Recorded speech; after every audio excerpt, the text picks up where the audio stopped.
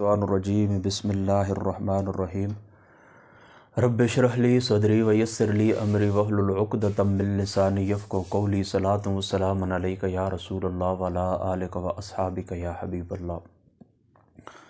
آج کی ہماری جو نشست ہے درس حدیث کی ویکلی جو ہمارا پروگرام ہوتا ہے اس مسجد کے اندر، اس میں ہم حاضر ہیں۔ آج رمضان المبارک کی 3 تاریخ ہے۔ یہ درس بدھ والے دن ہوتا ہے، یعنی اصولی طور کے اوپر یہ کل ہونا چاہیے تھا، لیکن بس کئی دنوں سے میری اپنی طبیعت بھی بہت جلے۔ کل موسم بھی بارش کا موسم تھا اور تھوڑا اس طرح ہے کہ سحری کے وقت میں نے تھوڑا وہ گرم پراٹھے وغیرہ یوز کر لیے تھے، تو پیاس لگی ہوئی تھی بہت زیادہ، تو ہمت نہیں پڑ رہی تھی۔ تو آج میں نے سوچا کہ چلو درس قرآن سے پہلے انشاءاللہ تعالی ہم اس طرح کرتے ہیں کہ حدیث پاک کی ہماری جو روٹین ہوتی ہے تو ہم اس کو کمپلیٹ کر لیتے ہیں۔ یہ باب ہے ہمارا باب الموقف، باب الموقف، نماز کی جگہ کا بیان، یعنی امام کہاں پر کھڑا ہوگا، مقتدی کہاں پر کھڑا ہوگا، ایک مقتدی ہوگا کہاں پر کھڑا ہوگا، 2 ہوں گے کہاں پر کھڑے ہوں گے، سمجھ گئے نا؟ یہ اس متعلق ہے۔ اس میں کوئی بھی مشکل باتیں نہیں، سادی سادی باتیں انشاءاللہ تعالیٰ ترجمے کے ساتھ ہی واضح ہو جائیں گی، اور جہاں پر تھوڑی بہت ضرورت پڑی انشاءاللہ تعالیٰ میں اس کی وضاحت کر دوں گا۔ عبداللہ ابن عباس رضی اللہ تعالیٰ عنہ اس حدیث پاک کے راوی ہیں۔ آپ فرماتے ہیں کہ بتّ فی بیت خالتی میمونۃ، میں نے رات گزاری اپنی خالہ میمونہ رضی اللہ تعالیٰ عنہا کے گھر۔ یہ حضرت میمونہ جو تھیں حضرت ابن عباس رضی اللہ تعالیٰ عنہ آپ کی خالہ جان تھیں، یعنی حضرت عباس رضی اللہ تعالیٰ عنہ آپ کے جو گھر والی تھیں تو ان کی یہ کیا تھیں؟ بہن تھیں، حضرت عبداللہ ابن عباس کی خالہ۔ فقام رسول اللہ صلی اللہ تعالیٰ علیہ وآلہ وسلم یصلی، حضور علیہ الصلاۃ والسلام کی ذات اقدس نے رات کے وقت اٹھے اور نماز ادا کرنا شروع کر دی، یعنی حضور نماز کے لیے کھڑے ہوئے۔ فقمت ہن یساری، فقمت ہن یساری، میں حضور علیہ الصلاۃ والسلام کی بائیں جانب کھڑا ہو گیا۔ فاخذ بیدی من وراء ظہری، حضور نبی پاک صلی اللہ تعالیٰ علیہ وآلہ وسلم آپ نے اپنی پیٹھ مبارک کے پیچھے سے میرا ہاتھ پکڑا۔ فعدلنی کذالک من وراء ظہری الی الشق الایمن، حضور علیہ الصلاۃ والسلام نے میرا ہاتھ پکڑ کر مجھے دائیں جانب کھڑا کر دیا۔ اس حدیث پاک کے اندر کوئی مشکل بات بھی نہیں ہے کہ یہاں سے ایک بات ثابت ہوتی ہے کہ جو امام ہوتا ہے، امام جو ہوتا ہے تو وہ اگر مقتدی کی نیت نہ بھی کرے اور کوئی شخص آ کر اس کے پیچھے نفلی نماز کی نیت کر لے تو یہ درست ہے۔ ظاہری سی بات ہے کہ حضور علیہ الصلاۃ والسلام کی ذات شریفہ، آپ تو اپنی نماز ادا کرنے کے لیے کھڑے ہوئے تھے نا، حضرت عبداللہ ابن عباس کی نیت تو آپ نے نہیں کی تھی، تو یہ پیچھے کھڑے ہو گئے۔ اور پھر اس سے دوسری بات یہ ثابت ہوتی ہے، یعنی ایک تو یہ ثابت ہوتی ہے کہ نفلی نماز کی نیت آپ کر لیں۔ تہجد کی جو نماز تھی، یہ بات ذہن میں رکھیں، حضور علیہ الصلاۃ والسلام کی ذات مقدسہ کے اوپر نافلۃ لک عسیٰ ان یبعثک ربک مقاما محمودا، یہ حضور علیہ الصلاۃ والسلام کی ذات اقدس کے اوپر فرض تھی۔ تو حضور علیہ الصلاۃ والسلام نے جس وقت اس کی نیت کی ہے تو یہ پیچھے آ کے یہ بھی کھڑے ہو گئے، تو حضور علیہ الصلاۃ والسلام کے پیچھے انہوں نے بھی نماز ادا کی ہے۔ تو اس لیے اگر امام نیت نہ بھی کرے اور مقتدی کو آ کے پیچھے نفلی نماز پڑھے تو پڑھ سکتا ہے۔ دوسری بات یہ ہے کہ جس وقت بندہ ایک ہو، بالکل ایک، یعنی اور اس کے ساتھ دوسرا کوئی نہیں، تو وہ امام کی دائیں جانب کھڑا ہوگا، تھوڑا سا پیچھے ہٹ کے، جس طرح میں نے آپ کو بتایا تھا کہ اس کی انگلیوں کے جو پنجے وہ امام کی پنڈلیوں کے برابر آ جائیں، ٹھیک ہے، بالکل برابر نہ کھڑا ہو کے، ہو سکتا ہے کہیں ایک قدم غلطی سے آگے نہ چلا جائے اور امام کے اوپر اس کی تقدیم لازم نہ، تو تھوڑا سا پیچھے ہٹ کے کھڑا ہوگا اور امام کی دائیں جانب کھڑا ہوگا، ٹھیک ہے، سمجھ گئے؟ آگے بڑھیے۔ حضرت جابر قال قام رسول اللہ صلی اللہ تعالیٰ علیہ وآلہ وسلم لیصلی، حضور علیہ الصلاۃ والسلام کھڑے ہوئے لیصلی، نماز کے لیے، تاکہ وہ نماز پڑھیں۔ فجئت، میں آ گیا، حتیٰ قمت عن یساری، میں حضور کی بائیں جانب کھڑا ہو گیا۔ تو فاخذ بیدی، حضور علیہ الصلاۃ والسلام نے میرا ہاتھ پکڑا۔ فادار بی حتیٰ اقامنی عن یمینہ، حضور علیہ الصلاۃ والسلام نے فادار بی، مجھے گھمایا، حتیٰ اقامنی، یہاں تک کہ حتیٰ اقامنی عن یمینہ، یہاں تک کہ مجھے اپنے دائیں جانب دائیں جانب کھڑا کر لیا. ثم جاء جبار ابن صخر، پھر جبار ابن صخر آئے. فقام عن یسار رسول اللہ صلی اللہ تعالیٰ علیہ وآلہ وسلم، تو وہ بھی حضور کے بائیں جانب بھی کھڑے ہوئے.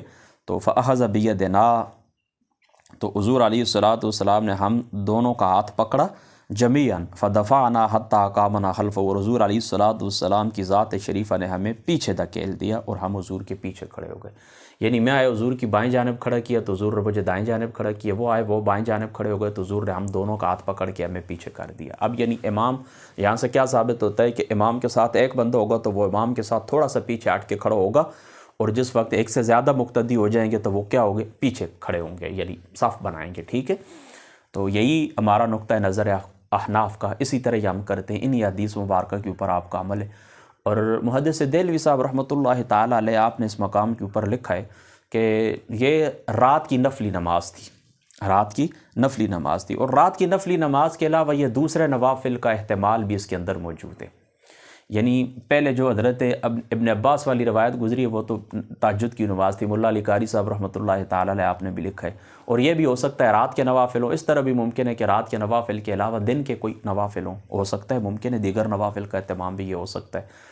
تو اس سے یہ ثابت ہوتا ہے نا کہ حضور علیہ الصلوۃ والسلام کی جو ذات شریفہ ہے، تو آپ جو نوافل ادا فرماتے تھے تو اس میں یعنی نوافل کے اندر جماعت کی جا سکتی ہے. اس سے یہ ثابت ہوتا ہے، یعنی بعض علماء نے نوافل کو بدعت قرار دیا یا پھر اس طرح کہ اس کو مکروہ قرار دیا ہے کہ نوافل جماعت کے ساتھ نہیں ادا کی جائے گی. بہرحال ان حدیث مبارکہ سے دونوں سے ثابت ہوتا ہے، حضرت ابن عباس والی بھی، حضرت جابر والی بھی، آگے حضرت انس والی آئے گی، اس سے بھی یہ ثابت ہوتا ہے کہ نوافل کی بھی جماعت کی جا سکتی ہے. یہاں تک کہ تراویح کے متعلق جو آتا ہے کہ حضور علیہ الصلوۃ والسلام نے 3 دن ان حضور کے پیچھے صحابہ پاک نے نماز پڑھی ہے آخری راتوں کے اندر، تو اس سے بھی یہ ثابت ہوتا ہے کہ نوافل کی جماعت بھی ادا کی جا سکتی ہے.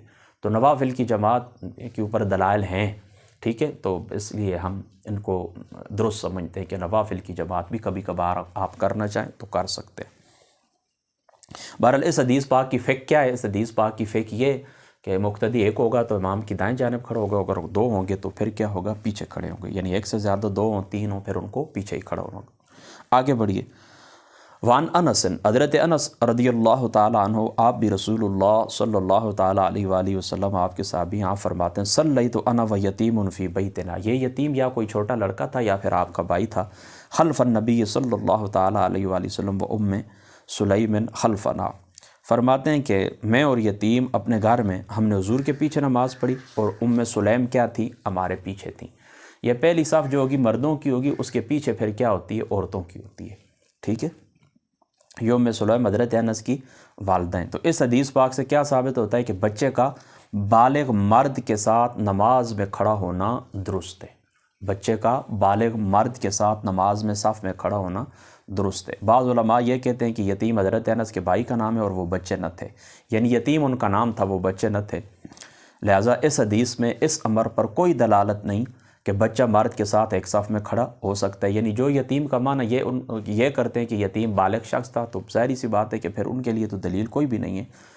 تو بہرحال یہ کہا جا سکتا ہے کہ چونکہ یہ نماز نفل تھی اس لیے اس میں نرمی کو روا رکھا گیا ہے. نفلی نماز کے اندر نرمی ہوتی ہے، باقی جو فرائض کی شرائط ہوتی ہیں تو وہ سخت ہوتی ہیں. وعن ہو، انہی سے روایت ہے، یعنی حضرت انس سے یہ فرماتے ہیں ان النبی صلی اللہ تعالیٰ علیہ وآلہ وسلم صلی بی و بأمہ او حالتہ قال فاقامنی عن یمینی او اقام المرأة خلف انا. حضرت انس فرماتے ہیں کہ نبی کریم صلی اللہ تعالیٰ علیہ وآلہ وسلم نے انہیں اور ان کی ماں یا خالہ کو نماز پڑھائی. فرماتے ہیں کہ مجھے تو آپ نے اپنی دائیں کھڑا کیا اور عورت کو ہمارے پیچھے کھڑا کیا. یعنی یصف الرجال ثم الصبیان ثم النساء، یہ میں آپ کو بتا چکا ہوں. پہلے مردوں کی صف ہوگی، پھر بچے ہیں تو بچے، پھر اس کے پیچھے عورتیں، پھر اس کے پیچھے وہ جو تیسری مخلوق ہوتی ہے شیمیل جو ہوتے ہیں، پھر وہ ہوتے ہیں. تو حضرت انس حضور کے ساتھ کھڑے ہوئے دائیں جانب اور عورتیں پیچھے تھیں. یہاں پر دیکھیں نا اس روایت کے اندر اس یتیم کا کوئی ذکر بھی نہیں. ٹھیک ہے. وان ابی بکرۃ، یہ رسول پاک صلی اللہ تعالیٰ علیہ وآلہ وسلم کے مشہور صحابی، انہ انتہا الی النبی صلی اللہ تعالیٰ علیہ وآلہ وسلم وہوا راکع فرکع قبل ان یصلی الی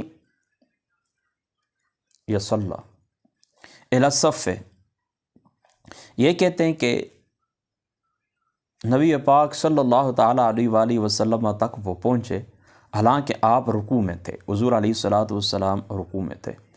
تو فرقا انتہا الی النبی صلی اللہ انتہا الی النبی صلی اللہ علیہ وسلم وهو راکع فرقا قبل ان یصل الی الصف صف میں پہنچنے سے پہلے ہی انہوں نے رکوع کر دیا، یعنی آگے جا کے وہ صف کے اندر شامل نہیں ہو، صف کے پیچھے ہی تنہا ہی انہوں نے کیا کیا، رکوع کیا، اور پھر اسی طرح رکوع کی حالت میں وہ آگے جا کے ثم مشى الی الصف، پھر وہ اسی طرح رکوع کیے وہی آگے جا کے صف میں کھڑے ہو گئے۔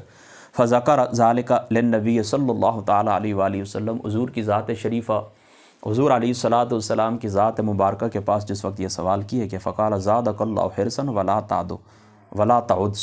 تعد، فرمایا اللہ تعالیٰ تیری حرص زیادہ ہی کرے، اللہ تعالیٰ تیری یہ جو محبت ہے اس کو بڑھائے، لیکن تم نے دوبارہ ایسا نہیں کرنا، تم نے دوبارہ ایسا نہیں کرنا۔ ان کی کوشش یہ تھی کہ میں اس تکبیر کو، رکوع کی جو تکبیر ہے اس کو پالوں، یہ مجھ سے رہ نہ جائے، کیونکہ بعض علماء کے نزدیک تکبیر تحریمہ یہ پہلے رکوع کی تکبیر ہوتی ہے، رکوع جاتے وقت جو تکبیر کی جاتی ہے، اس کے اندر بھی مختلف اقوال ہیں، شاید میں آپ کو پہلے بتا چکا ہوں۔ بہرحال ان کا مقصد یہی تھا کہ میں اس تکبیر کو پالوں، یا ان کا مقصد یہ تھا کہ رکعت مجھ سے فوت نہ ہو جائے۔ تو چونکہ انہوں نے اس طرح کیا تھا کہ تنہا پیچھے انہوں نے رکوع نیت باندھ کے کر لی تھی تنہا، تو اس لیے آقا علیہ الصلاۃ والسلام کی ذات اقدس نے انہیں اس بات سے منع فرما۔ لیکن اس بات سے یہ ثابت ہوتا ہے نا کہ حضور علیہ الصلاۃ والسلام کی ذات مقدسہ نے انہیں تنہا، انہیں دوبارہ نماز دہرانے کو حکم نہیں دیا۔ تو اس سے یہ بات پہلے بھی میں آپ کو بتا چکا ہوں کہ یہ بات ثابت ہوتی ہے کہ اگلی صف کے اندر اگر بندے کی جگہ موجود بھی ہو، پھر بھی وہ پیچھے اس طرح کرتا ہے کہ تنہا امام کے ساتھ نیت کر لیتا ہے، تو اگرچہ یہ پسندیدہ نہیں ہے لیکن نماز پھر بھی ہو جاتی ہے۔ اور یہاں پر بھی انہوں نے پیچھے دیکھے نا، اکیلے ہی نیت باندھ کے رکوع کر لیا تھا، پھر رکوع کی حالت میں یہ صف میں شامل ہوئے، لیکن حضور نے انہیں دوبارہ، چونکہ یہ عمل ناپسندیدہ ہے، لہٰذا اس سے ان کی تو چونکہ نیت یہ تھی کہ میں رکعت کو پالوں، تو حضور نے ساتھ دعا بھی دی کہ اللہ تعالیٰ تیری عرض کے اندر اضافہ کرے، لیکن ساتھ یہ بھی فرما دیے کہ دوبارہ ایسا نہیں کرنا۔ اور بعض علماء نے اس کا، محدثین نے اس کا معنی دوڑنا بھی کیا ہے، ٹھیک ہے، یعنی اس قدر آپ تیزی نہ کریں کہ دوڑنے کی، یعنی آخری جو ہے نا ولا تعود، تو اس کو عدو ان سے مشتق مان کے وہ کہتے ہیں اس کا معنی دوڑنا ہوتا ہے، لیکن پہلی بات ہی ٹھیک ہے، ہاں بس، یعنی دوبارہ ایسا نہیں کرنا آپ نے۔ آگے بڑھیے دوسری فصل۔ حضرت سمرہ ابن جندب رضی اللہ تعالیٰ عنہ وعن سمرہ تبن جندب بن قال امرنا رسول اللہ صلی اللہ تعالیٰ علیہ وآلہ وسلم، یہ کہتے ہیں کہ حضور علیہ الصلاۃ والسلام کی ذات اقدس نے ہمیں حکم دیا، اذا کنا ثلاثۃ ان یتقدمنا احدنا، ہے جب ہم تین ہوں نا تو ایک بندہ آگے بڑھ جائے، ایک بندہ کیا آگے بڑھ جائے، یعنی تین ہو، یہ بہترین جماعت ہوتی ہے جمعے کے علاوہ تین بندوں کی، کہ ایک بندہ امام بن جائے، دو بندے اس کے پیچھے کھڑے جائیں، یعنی دو ہوں گے تو پھر تو اسی طرح ہے کہ ایک امام کے ساتھ کھڑا ہوگا، لیکن تین ہیں تو پھر ایک آگے بڑھ جائے اور باقی دو صف بنا لیں۔ وعن عمار انہ اما الناس بالمدائن وقام علیہ دکان، حضرت عمار رضی اللہ تعالیٰ عنہ سے روایت ہے کہ انہوں نے میدان میں لوگوں کو امامت کی اور اونچی جگہ پر نماز پڑھانے کے لیے کھڑے ہو گئے، یعنی یہ ایسی صورت تھی نا کہ مقتدی نیچے تھے تو امام اونچا کھڑا ہو گیا۔ یہاں پر دو باتیں آپ نے ذہن کے اندر رکھنی ہیں، امام بلندی کے اوپر کھڑا ہو اور مقتدی نیچے کھڑا ہو، کم از کم ایک گز کی بلندی کے اوپر کھڑا ہو، مقتدی نیچے کھڑا ہو، اگر کوئی خاص مقصد ہے اس کا، لوگوں کو کوئی تعلیم دینی ہے، نماز سکھانی ہے، تو پھر تو اجازت ہے اس کی، بصورت دیگر اس کی ممانعت ہے۔ اس کی وجہ یہ کہ بعض اہل کتاب سے روایات مروی ہیں، یعنی اہل کتاب کے متعلق بعض کتابوں کے اندر آتا ہے وہ اس طرح کرتے تھے کہ اپنے امام کو بلند جگہ کے اوپر کھڑا کرتے تھے، تو ان کی مشابہات سے حضور علیہ الصلاۃ والسلام نے ہمیں بچنے کو حکم دیے کہ آپ نے اس طرح نہیں کرنا ہے۔ اور اس طرح بھی نہیں ٹھیک ہے، یعنی امام بلندی کے اوپر کھڑا ہو اور مقتدی نیچے کھڑا ہو، یہ نہیں ٹھیک ہے، اس وجہ سے کہ اس میں اہل کتاب کے ساتھ مشابہات آئی جاتی ہے۔ اور اس طرح کہ امام نیچے کھڑا اور مقتدی بلند جگہ، یعنی امام اس طرح نا تھوڑا نیچے، تھوڑا کوئی اس طرح جگہ ہے نا، نیچے جگہ نیچے چلا گیا اور مقتدی اوپر کھڑے، تو اس میں بھی امام کی ایک صورتاً اتقی پائی جاتی ہے، تو یہ بھی منع، یہ دونوں باتیں منع ہیں، ٹھیک ہے، بس یہ بات آپ نے ذہن کے اندر رکھنی ہے۔ تو یہ بلند جگہ کے اوپر کھڑے تھے، والناس اسفل منه فتقدم حذیفة فاخذ على یدیہ فاتبعوا عمار حتى انزلوا حذیفة، انہوں نے کہا کہ حضرت حذیفہ آگے بڑھے اور ان کا ہاتھ پکڑ لیا، عمار ان کے پیچھے لگ گئے حتیٰ کہ انہیں حذیفہ نے نیچے اتار دیا، ٹھیک ہے، یہ نیچے اتر گئے، فأخذ على يديه فاتبعه عمار حتى أنزله حذيفة فلما فرغ عمار من صلاته قال له حذيفة ألم تسمع رسول الله صلى الله تعالى عليه وسلم يقول إذا أما الرجل القوم فلا يقوم في مقام عرفة؟ کیا تو نے حضور کی ذات اقدس سے یہ نہیں سنا تھا کہ حضور علیہ الصلوۃ والسلام نے فرمایا کہ جس وقت تم کسی قوم کی امامت کرو تو امام بلند جگہ کے اوپر کھڑا نہ ہو، فلا یقوم فی مقام عرفہ من مقام او نحو ذلك فقال عمار لذلك، عمار کہنے لگے ایسا ہی ہے، اتبعتک، اسی لیے تو میں نے تیری بات مان لی تھی، یعنی مجھے یہ معلوم ہے حضور نے اسی طرح فرمایا، لیکن جب تو نے میرا ہاتھ پکڑا اور میں پیچھے ہٹ گیا ہوں تو اسی وجہ سے کہ حضور نے ایسا فرمایا ہے، مجھے یاد ہے، مجھے معلوم ہے۔ حین احظت علی یدی، ٹھیک ہے، آپ نے میرا ہاتھ پکڑ لی اور میں پیچھے ہو لی، یہی تو وجہ تھی۔ دیکھیں نا، اس سے ایک بات ثابت ہوتی ہے۔ بات کیا ثابت ہوتی ہے؟ کہ یہ جو حضرت عمار تھے، یہ بلند جگہ کے اوپر کھڑے تھے، ان صحابہ پاک نے ان کو نیچے اتارا، ہاتھ پکڑ کے تو یہ اتر گئے، ان کو حضور کا فرمان معلوم بھی تھا۔ اب ایک بات ہے، ان کو جب حضور کا فرمان معلوم تھا، پھر یہ بلند جگہ کے اوپر کیوں کھڑے ہو؟ پھر جس وقت انہوں نے کہا کہ آپ نیچے اتر آئیں تو یہ پکڑا ہاتھ تو یہ نیچے اتر آئے، جب ان کو خود حضور کا فرمان معلوم تھا تو انہوں نے خود اس کے اوپر عمل کیوں نہیں کیا؟ تو اس کی وجہ یہ کہ ان سے ساو ہو گیا تھا، بھول گئے تھے، یعنی آقا دیکھیں انسان ہے نا، حضور علیہ الصلوۃ والسلام کا یہ جو فرمان مبارک تھا یہ ہو سکتا ہے ان کے ذہن کے اندر نہ ہو، انسان ہے، ظاہری سی بات ہے، سنی ہوئی بات تھی، حضور کی ذات اقدس سے بھول گئے۔ کئی دفعہ اس طرح ہوتا ہے، آپ بھی کوئی بات بھولے ہوئے ہوتے ہیں لیکن کوئی یاد دلاتا ہے تو فوراً یاد آ جاتی ہے۔ بالکل اسی طرح حضور کا فرمان کو ان کو معلوم تھا لیکن بھول گئے تھے، جس وقت صحابہ پاک نے توجہ دلائی ہے نیچے اتر آئے، بس پیچھے ہٹ گئے۔ ٹھیک ہے، سمجھ گئے نا؟ انسان ہے۔ میں خود اپنا آپ کو بتاتا ہوں، اپنی زندگی کے اندر کئی باتیں ایسی ہیں جو میری اپنی لکھی ہوئی ہیں، اپنے ہاتھوں سے میں نے نشان لگائے ہوئے ہیں لیکن نہیں یاد رہتی۔ ایک دفعہ مجھے کسی شخص نے پوچھا تھا ایک حدیث پاک کے متعلق، مجھے اچھے طریقے سے یاد ہے، وہ مجھے کہتا ہے یہ حدیث پاک ہے کہیں پر؟ تو میں نے اس کو کہا نہیں، یہ حدیث نہیں ہے، یہ کسی شخص کا قول ہے، حدیث پاک نہیں ہے، میری نظر سے نہیں گزری ہے۔ تو اس نے کہا اچھا چلو، تو اس نے مجھے، اتفاق کی بات ہے، میں گھر آیا ہوں، یہ تقریباً 7-8 سال پہلے کی بات، بخاری شریف میں نے اٹھائی ہے، تو میرا اپنا نشان اس حدیث، جو حدیث اس نے مجھے کہی تھی اور میں نے اس کا کہا تھا کہ یہ حدیث پاک نہیں ہے بلکہ کس طرح کے کسی کا قول ہے، تو وہ بخاری شریف کے اندر میرا اپنا نشان اور صفحہ لگا ہوا، یعنی جو پہلا پیج ہوتا ہے نا، فرسٹ پیج، اس کے اوپر جو نشان، تو اس کے اوپر نشان لگا ہوا تھا کہ یہ حدیث اور فلاں صفحے کے اوپر موجود ہے، اور ہے بھی بخاری شریف کی۔ چلو نچلے درجے کی کتابوں کے اندر ہوتی ہے، پھر انسان کو سمجھ آ ہی جاتی ہے، لیکن یہ اس طرح نہیں، بس نہیں ذہن کے اندر رہی تو ہو جاتا ہے، کوئی بات بھی نہیں، ٹھیک ہے۔ تو بھول گئے، پھر انہوں نے یاد دلایا تو یاد آ گئی، اوکے، کوئی مشکل بات بھی نہیں، آگے بڑھیے۔ اچھا، یہ آگے ایک روایت آ رہی ہے حضور علیہ السلام کے متعلق، تو یاد رکھیں یہ جو حضور علیہ السلام بلندی کے اوپر کھڑے ہوتے یعنی ممبر کے اوپر، تو یاد رکھیں کہ یہ ممبر کے اوپر حضور کا کھڑا ہونا تعلیم کے لیے تھا۔ اب اس کے اندر الفاظ آ جائیں گے، اور میں پہلے آپ کو بتا چکا ہوں کہ امام اگر بلند جگہ کے اوپر کھڑا ہو کچھ تعلیم کے لیے یا کسی خاص مقصد کے لیے تو ایسا جائز، اگر ایسا نہیں ہے تو پھر اہل کتاب کے ساتھ مشابہات کی وجہ سے ایسا نہیں کرنا چاہیے، ٹھیک ہے۔ یہ آپ سن لیں، حضرت سہل بن سعد الساعدی انہ سئل من ای شیء المنبر، حضور علیہ الصلوۃ والسلام کا ممبر مبارک کس چیز سے بنایا گیا تھا؟ قال هو من اصل الغابۃ، یہ اصل الغابۃ، یہ اصل غابہ سے بنایا گیا، یعنی جنگل کے، یہ ایک لکڑی تھی، جاؤ کی لکڑی، جنگلی جاؤ کی لکڑی سے حضور علیہ الصلوۃ والسلام کا ممبر مبارک کیا ہے؟ بنایا گیا تھا۔ اچھا، عاملہ مولا فلانتن لرسول اللہ صلی اللہ، یہ خاتون تھی تو ان کا غلام تھا، اس نے حضور علیہ الصلوۃ والسلام کی ذات مقدسہ کے لیے یہ بنایا تھا۔ کیا بنایا تھا؟ ممبر شریف بنایا تھا۔ ایک عورت تھی، اس عورت کا غلام تھا، تو اس غلام نے حضور علیہ الصلوۃ والسلام کی جو ذات مقدسہ ہے، تو ان حضور علیہ الصلوۃ والسلام کی ذات مقدسہ کے لیے انہوں نے یہ ممبر بنایا تھا۔ اچھا، وہ جو عورت تھی اس عورت کا کیا نام تھا؟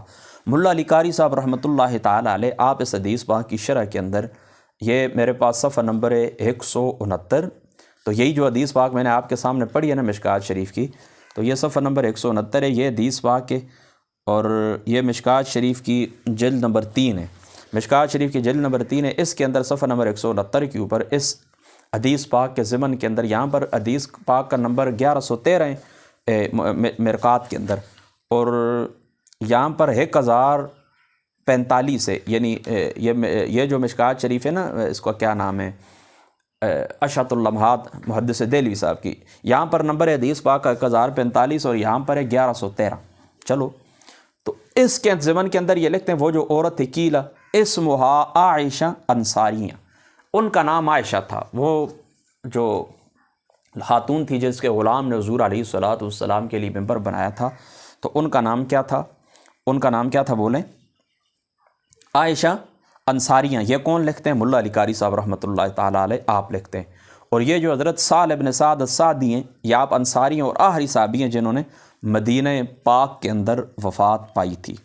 اور یہ جو اصل الغابہ شیخ ابن حجر اس کے متعلق لکھتے ہیں کہ یہ مدینہ طیبہ سے 3 میل کی مسافت کے اوپر ایک جگہ ہے، وہاں پر ایک جنگل ہے، تو وہاں سے پھر یہ لکڑی لائی گئی تھی، اور اس لکڑی سے حضور علیہ الصلوۃ والسلام کی جو ذات مقدس ہے تو ان کا ممبر تیار کیا گیا تھا۔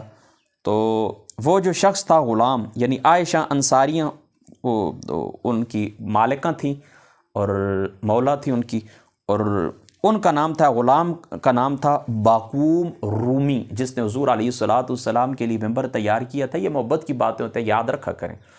وہ جس خاتون، جس کے غلام نے حضور کے لیے ممبر بنایا تھا، اس خاتون کا نام عائشہ انصاریہ بقول ملا علی قاری صاحب کے، اور باقوم رومی محدث دہلوی صاحب لکھتے ہیں باقوم رومی اس کا نام تھا اس غلام کا، اور بعض نے اس کا نام میمون بھی کہا ہے۔ بہرحال باقوم رومی یہ مشہور تر قول یہی ہے۔ اچھا، عورت کا نام کہتے ہیں، یہاں پر ملا علی قاری صاحب نے لکھا ہے عداتہ، عداتہ۔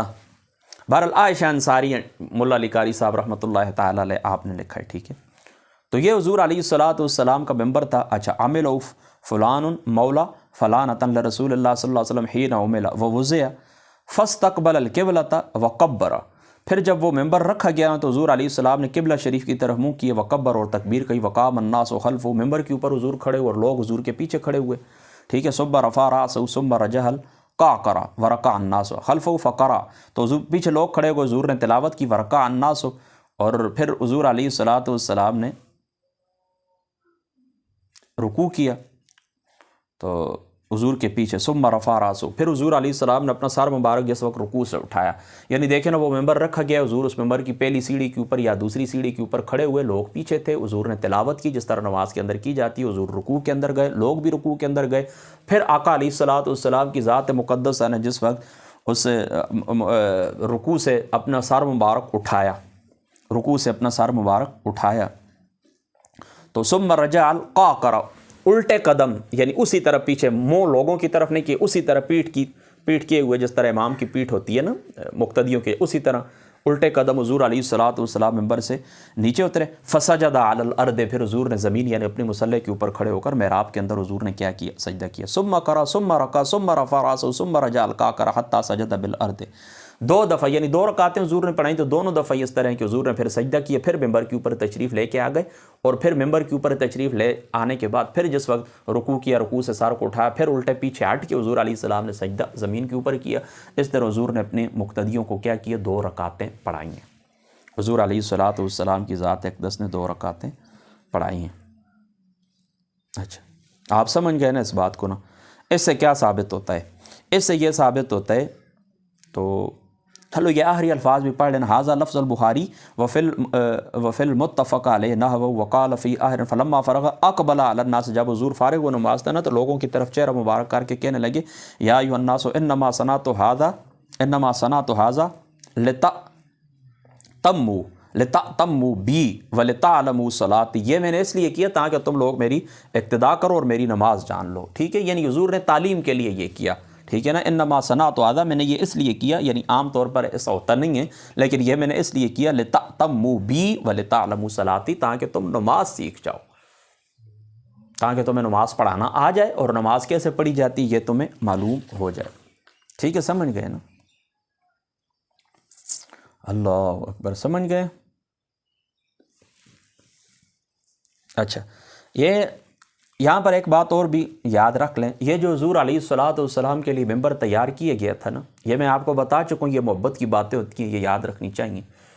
تو وہ جس خاتون کا وہ غلام تھا جس نے حضور کے لیے ممبر تیار کیا تھا، اس خاتون کا نام ملا علی قاری صاحب نے مرکات کے اندر میں آپ کو بتا چکا ہوں کہ نام ان کا کیا ہے، عائشہ انصاری ہے، اور عداتہ یہ نام لکھا ہے کس نے؟ محدث دہلوی صاحب نے اشرۃ اللمعات کے اندر۔ تو یہ اس خاتون کا نام، ان کا جو غلام تھا ان کا نام تھا باقوم رومی، مشہور نام یہی ہے، اگرچہ میمون بھی کہا گیا۔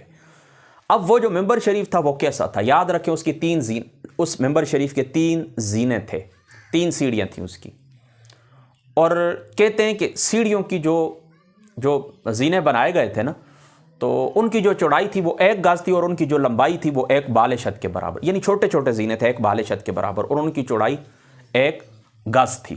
یہ حضور علیہ الصلوۃ والسلام کا منبر مبارک تھا، ٹھیک ہے۔ تو یہ کوئی نہ سمجھے یہ عمل کثیر نہیں تھا، عمل قلیل تھا نماز کے اندر، عمل قلیل تھا، یعنی چھوٹے چھوٹے زینے تھے تو 1-2 قدم سے حضور نیچے آ جاتے تھے، کوئی مشکل نہیں تھی، ٹھیک ہے۔ بس یہ بات آپ نے ذہن کے اندر رکھنی۔ وَعَنْ عَائِشَةَ قَالَتْ صَلَّى رسول اللہ صلی اللہ علیہ وسلم فی حجرتہ وَالنَّاسُ یأتمون بہ من وراء الحجر۔ حضرت عائشہ فرماتی ہیں رسول اللہ نے حجرہ میں نماز پڑھی اور لوگ حجرے سے باہر آپ کی اقتداء کر رہے تھے۔ حجرے کے اندر حضور نے نماز پڑھی، اور یہ نماز کون سی تھی؟ ملا علی قاری صاحب نے مرقات کے اندر لکھا ہے کہ یہ تراویح کی نماز تھی۔ یہ نماز کون سی تھی؟ یہ نماز تراویح کی نماز تھی۔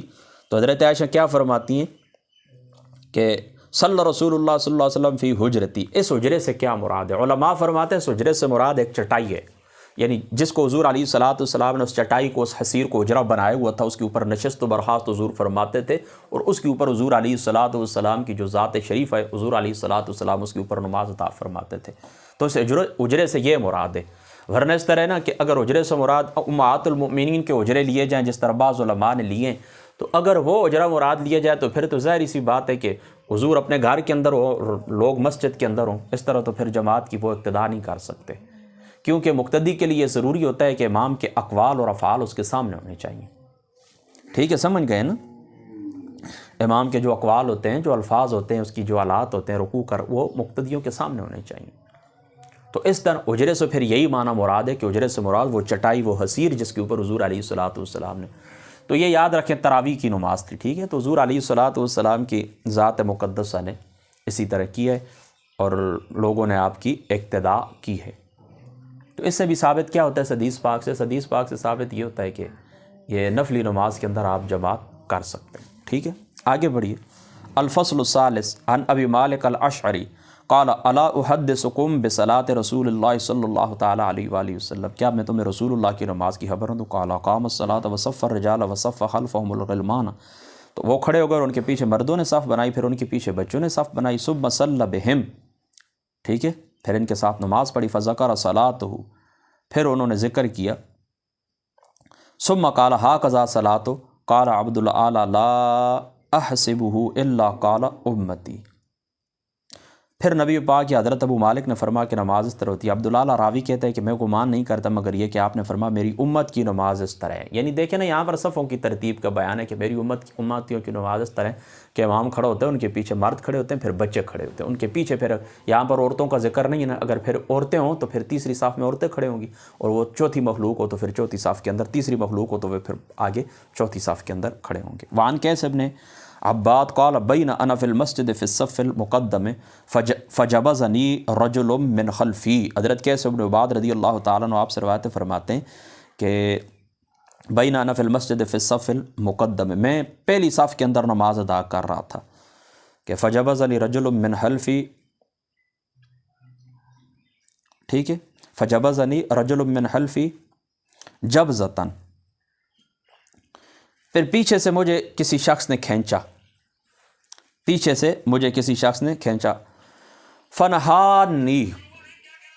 فنہانی مجھے پیچھے ہٹا دیا، وقام مقامی فواللہ ما عقلت صلاتی، تو اور میری جگہ خود کھڑا ہو گیا، یعنی میں نماز پڑھ رہا تھا پہلی صف کے اندر، مجھے پیچھے سے پکڑ کے پیچھے کر دیا اور میری جگہ مجھے ہٹا دی اور میری جگہ خود کھڑا ہو گیا، اور کہتے ہیں کہ خدا کی قسم مجھے اپنی نماز کی خبر نہیں رہی، یعنی اس طرح نا کہ میرے اوپر نماز ہی وہ کیا ہو گئے ہیں کہ غائب ہو گئی ہے، کہ میں نے کتنی رکعتیں پڑھی ہیں، کون سی تسبیحات پڑھی ہیں، میں کہاں پر ہوں، رکوع کے اندر ہوں، یعنی اس کی وجہ شدت، ان کا جو جلال تھا، ان کی جو کیفیت تھی، شدت کے اندر آ گئے نا کہ میرے ساتھ تم نے کیا کیا ہے، میں پہلی صف کے اندر کھڑا تھا، اور پہلی صف کے اندر میں کھڑا تھا تو تم نے اس طرح کر لیا کہ مجھے پیچھے کر دیا، وہ اس بات کے اوپر وہ کہتے ہیں کہ نماز ہی مجھے بھول گئی کہ میں کون سی رکعت کے اندر ہوں۔ فلما انصرف اذا ہوا ابی بن کعب، پھر جس وقت ہم نے سلام پھیرا نا تو وہ حضرت ابی بن کعب تھے، فقال یا فتح لا یسوق اللہ، اللہ تعالیٰ تجھے کبھی بھی غمزدہ نہ کرے، یعنی اس بات کے اوپر جو سلوک میں نے تیرے ساتھ کیا، تجھے پیچھے کر دیا، اس بات سے بھی آپ غمگین نہ ہو، اور اس سے یہ مراد بھی ہو سکتا ہے کہ پوری زندگی کے اندر کوئی غم والی بات آپ کے پاس نہ آئے. ان ھذا عہد من النبی صلی اللہ تعالیٰ علیہ وسلم الینا ان نلیہو، یہ حضور علیہ الصلوۃ والسلام کا ہمارے ساتھ عہد ہے کہ ہم ان کے قریب، یعنی آقا علیہ الصلوۃ والسلام نے فرمایا عقل اور فہم والے لوگ میرے قریب کھڑے ہوں تاکہ وہ مجھ سے سیکھیں. تو فرمایا یہ حضور کا ہم سے عہد ہے، ہم نے یہ آگے اگلی صف کے اندر حضور کے قریب کھڑے ہونا اور طے، اس لیے آپ ناراض نہ ہوں. ثم استقبل القبلۃ، پھر انہوں نے قبلے کی جانب منہ کیا. فقال علق اہل العقد، فرما الاق ہو گئے عمرا، یعنی عمرا وہ عمرا الاق ہو گئے جن کی ہم ذمہ داری، ہم ریتیں ان کی نا، ہم ذمہ داری ان کے، ہمارے کھانے کا، پینے کا، خوراک کا، لباس کا، ہماری جان مال کا وہ تحفظ کریں.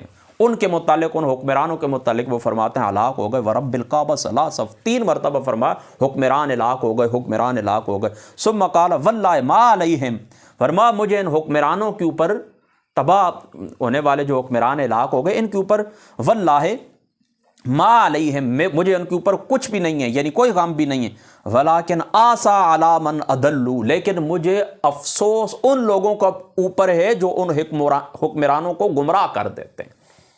اور حکمرانوں کو گمراہ کون کرتے ہیں؟ علماء. بس یہ بات آپ نے ذہن کے اندر رکھنی ہے. محدث دہلوی صاحب رحمۃ اللہ تعالی علیہ آپ نے اس مقام کے اوپر لکھا ہے، فرمایا یہ جو ریت ہوتی ہے نا، ریت کا یہ قول ہے، ریت کا فساد ہوتا ہے حکمرانوں کی وجہ سے، یعنی ریت میں اور آپ ہلاک ہو جاتے ہیں حکمرانوں کی وجہ سے، کہ وہ ہمارا خیال نہیں رکھتے، آپ کے حقوق ادا نہیں کرتے. جس طرح آج کل کی گورنمنٹ خدا ان کو تباہ کرے، تو یہ آپ کا خیال نہیں رکھتے تو پریشانی بڑھتی ہے نا. آپ تو ریت کا جو فساد ہوتا ہے وہ حکمرانوں کی وجہ سے ہوتا ہے، اور حکمرانوں کا جو فساد ہوتا ہے وہ علماء کی وجہ سے ہوتا ہے، کہ وہ ان کو اس طرح کرتے ہیں، فتوے دیتے ہیں، ان کی وہ اس طرح کہ ان کے جو اقوال ہوتے ہیں ان کو شریعت کا جامہ پہنانے کی کوشش کرتے ہیں. وہ جو بات کہتے ہیں تو ان کو شریعت کے جامع کے اندر لانے کی کھینچ تان کے، یعنی یہ نہیں کہتے، اس کو نہیں کہتے کہ آپ اے حکمران وقت کے بادشاہ یہ بات تیری غلط ہے، اس طرح نہیں کہتے، بلکہ قرآن کو توڑ موڑ کر اس کی بات کے مطابق بنانے کی کوشش کرتے ہیں.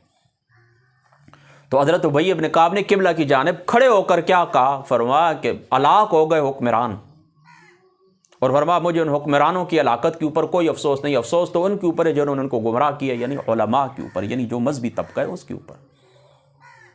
اب آپ سمجھ ہو رہی ہے یہ حالت آج کل کے زمانے کے اندر بھی ہے. آپ دیکھیں علماء ان کی اپنے آپ کو عالم بھی کہتے ہیں، رسول اللہ کے دین کا وارث بھی کہتے ہیں، اپنے آپ کو انبیاء کے وارثین بھی کہتے ہیں، اور 24 گھنٹے ان کی ٹیسیاں کرتے ہیں ان کے آگے پیچھے، اور ان کی باتوں کو قال اللہ و قال رسول کے برابر ٹھہراتے ہیں. اللہ تعالیٰ اس سے ہماری حفاظت فرمائے. یہ جو حضرت ابی ابن کعب تھے نا، یاد رکھیں یہ خلافت عثمانی کے اندر فوت ہوئے تھے، تو ہو سکتا ہے کہ بعض باتیں ان کو حکمرانوں سے پہنچی ہوں. حضرت عثمان غنی رضی اللہ تعالیٰ عنہ کے زمانے میں یہ فوت ہوئے. بعض نے حضرت عمر کا بھی کہا ہے کہ حضرت عمر کے زمانے میں یہ فوت ہوئے، لیکن یہ حضرت عثمان کی خلافت کے اندر فوت ہوئے. ٹھیک ہے، تو اس زمانے کے اندر یعنی حضرت عثمان رضی اللہ تعالیٰ عنہ آپ کے جو گورنر تھے، ہو سکتا ہے ان سے آپ کو کوئی شکایت پہنچی ہو، تو اس وجہ سے آپ نے فرمایا ہو. ٹھیک ہے، قل تو یا ابا یعقوب ما تعنی بآل العقد، میں نے کہا، یعنی یہ جو تھے نا حضرت قیس ابن عباد رضی اللہ تعالیٰ عنہ یا قیس ابن عباد، یہ کہتے ہیں میں نے کہا ہے ابا یعقوب. ابو یعقوب یاد رکھیں ان کی کنیت تھی، کن کی؟ حضرت ابی ابن کعب کی. ما تعنی بآل العقد، یہ اہل عقد کیا ہوتے ہیں؟ میں نے ترجمہ اوپر آپ کو کر دیا نا، اہل العقد یعنی عمراء، تو انہوں نے خود دیکھیں ما تعنی بآل العقد قال العمراء، فرمایا اہل عقد سے مراد یعنی ان کے ساتھ یہ 2 پیمان ہوتا ہے نا حفاظت کا، تو اہل عقد سے یہاں پر کون سے لوگ مراد ہیں؟ عمراء حکمران مراد ہے. ٹھیک ہے، تو یہ حدیث پاک بالکل واضح ہے. اللہ تعالیٰ کی جو ذات مقدس ہے، خدا تعالیٰ کی ذات مقدسہ ہماری باتوں کے اوپر پہلے مجھے، بعد میں آپ کو عمل کی توفیق عطا فرمائے. یہاں پر پہنچ کر ہمارا جو درس ہے، یہ ہمارا درس الحمدللہ تعالیٰ یہاں پر پہنچ کر مکمل ہو گیا ہے. تو بس یہاں پر ختم کرتے ہیں. آگے انشاءاللہ تعالیٰ زندگی باقی رہی تو باب الامامت، امامت کا باب آگے انشاءاللہ تعالیٰ آ جائے گا. انشاءاللہ تعالیٰ اگلے ہفتے یہ پڑھیں گے. واخر دعوانا الحمد.